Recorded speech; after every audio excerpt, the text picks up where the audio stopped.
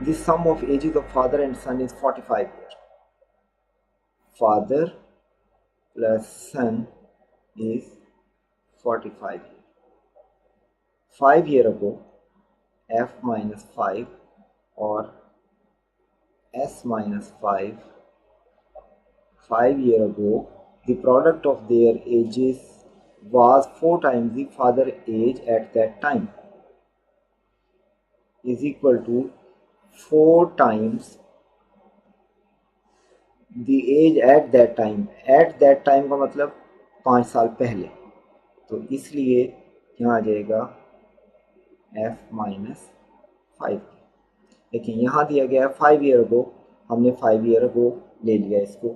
The product of their ages, product के लिए दोनों को मल्टीप्लाई कर दिया, was 4 time the age at that time, तो age at that time is f minus 5।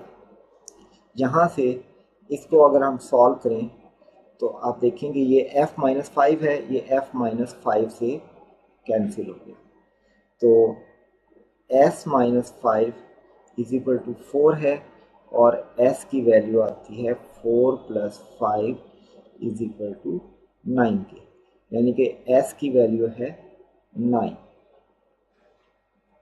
और हमने क्या बताना है, फादर एंड सन, तो 9 वाला इत्तेफाक से एक ही ऑप्शन है, तो पॉसिबल ये है कि ये इसका करेक्ट आंसर होगा। लेकिन हम फिर भी वेरीफाई करते हैं कि फादर की एज क्या है, तो पहली इक्वेशन में हम s इज इक्वल टू 9 को डालते हैं, फादर से एज प्लस सन एज है 9 इज इक्वल टू 45। इसमें f is equal to 45 minus 9 is equal to 36। Father की एज 36 और सन की एज 9, जो कि ऑप्शन सी है, इसलिए इस क्वेश्चन का आंसर है ऑप्शन सी।